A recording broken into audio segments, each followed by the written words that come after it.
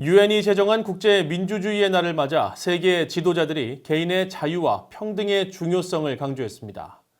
북한은 각종 보고서에서 수십 년째 최악의 민주주의 국가라는 불명예를 안고 있는데 북한 주민들에게 인터넷 등 자유로운 정보 접근권을 허용해야 한다는 목소리가 커지고 있습니다.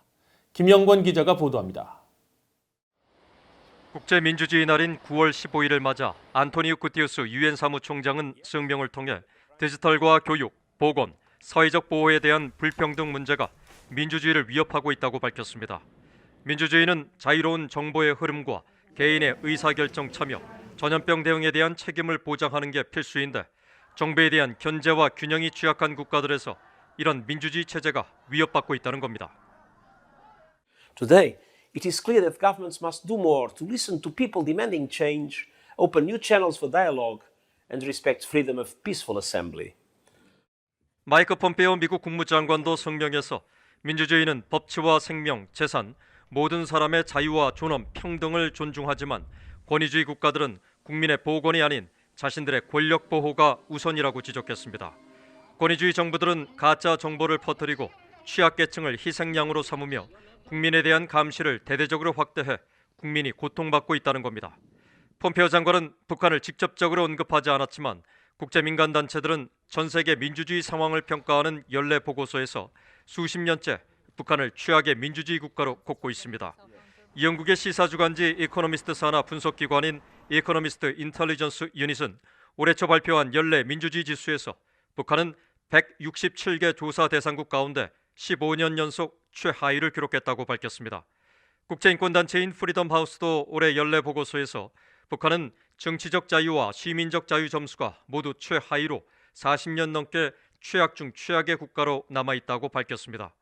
대북 단체들과 탈북 청년들은 세계 최대 인터넷 동영상 공유 웹사이트인 유튜브를 통해 북한의 이런 문제를 적극 제기하고 있습니다.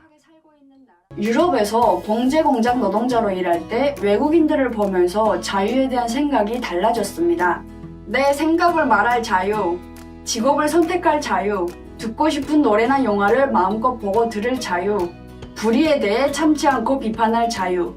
이 모든 것이 북한에는 왜 없을까 생각해보지 않을 수 없었죠.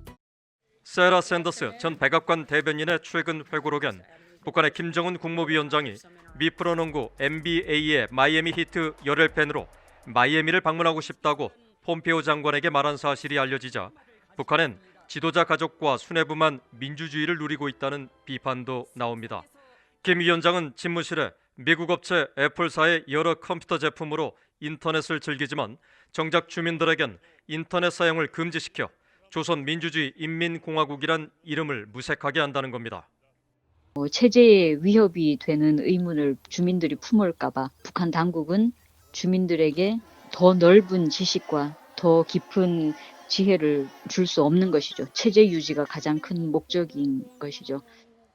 전문가들은 북한 수뇌부가 스스로 개선할 기미가 없다며 한국 정부와 국제사회가 북한 주민들에게 다양한 외부 정보를 대대적으로 보내 주민들의 의식을 깨우는 게 중요하다고 강조했습니다. 기이뉴스 김영권입니다.